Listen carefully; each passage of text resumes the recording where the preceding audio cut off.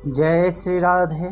श्रीमद् भागवत गीता वास्तव में तो भगवान का अंश होने से सभी जीव स्वाभाविक ही भगवान को प्यारे हैं।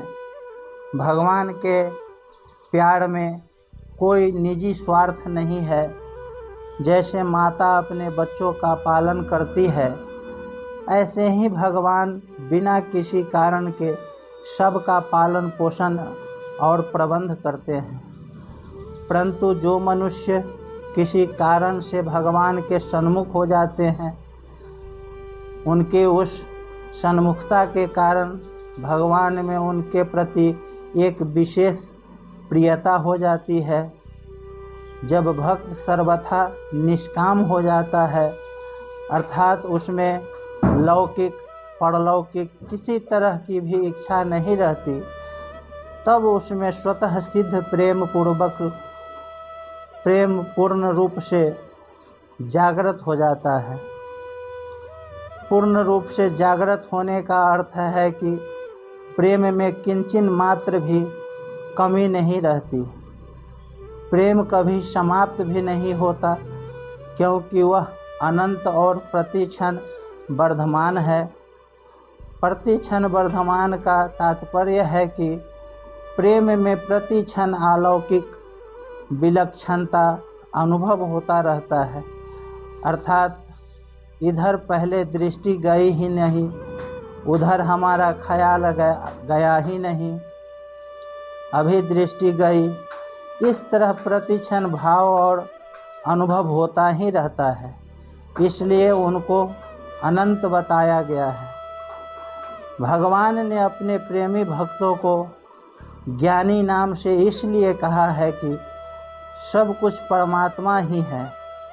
यही वास्तविक और अंतिम ज्ञान है, इससे आगे कुछ नहीं है। इसलिए ऐसा अनुभव करने वाला प्रेमी भक्त ही वास्तविक ज्ञानी है। कारण कि ऐसे भक्त की दृष्टि में एक परमात्मा के सिवाय दूसरी सत्ता है ही नहीं, जबकि विवेकी पुरुष की दृष्टि में सत और असत दो सत्ता रहती है। तात्पर्य है कि यहाँ ज्ञानी शब्द जीवन मुक्त तत्व ज्ञानी के लिए नहीं आया है, प्रत्युत वासुदेवः सर्वम का अनुभव करने वाले ज्ञानी अर्थात प्रेमी भक्त के लिए आया है। गीता में भगवान ने मुख्य रूप से भक्त को ही ज्ञानी कहा है, क्योंकि वही अंतिम और असली ज्ञानी है। उसका केवल भगवान में ही प्रेम होता है, इसलिए वह श्रेष्ठ है। भगवान का अर्थार्थी भक्त अनित्य युक्त निरंतर भाव में न लगा हुआ होता है। अर्थार्थी की अपेक्षा आर्त कम अनित्य युक्त होता है।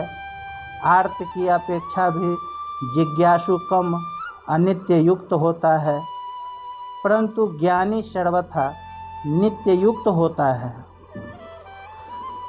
प्रियो हि ज्ञानिनोः तयर्थः महं स च मम प्रियः। पदों का तात्पर्य है कि वासुदेवः सर्वम का अनुभव होने पर फिर भक्त और भगवान दोनों में परस्पर प्रेम ही प्रेम शेष रहता है।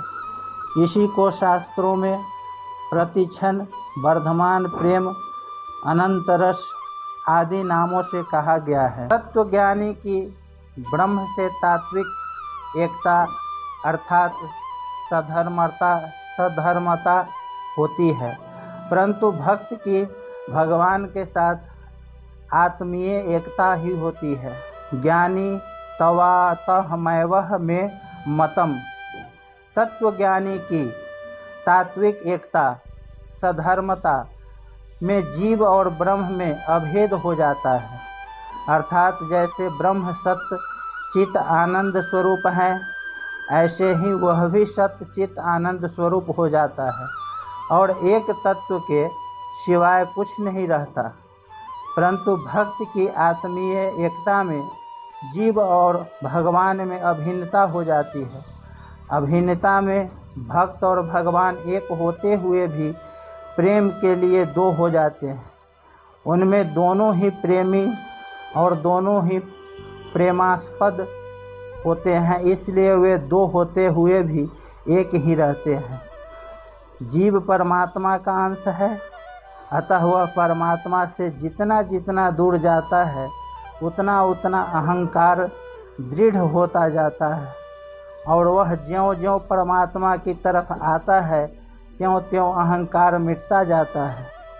स्वरूप में स्थित होने पर भी सूक्ष्म अहम की गंध रह सकती है, परंतु प्रेम में परमात्मा के साथ भिन्नता होने पर जीव का अपरा प्रकृति से सर्वथा संबंध विच्छेद हो जाता है और अहंकार सर्वथा मिट जाता है, क्योंकि अहंकार अपरा प्रकृति का ही कार्य है। इसलिए भगवान ने कहा है, ज्ञानी तवात्मैवह मेत मतम। जैसे नदी समुद्र में प्रविष्ट होती है तो प्रविष्ट होते ही नदी और समुद्र के जल की एकता हो जाती है।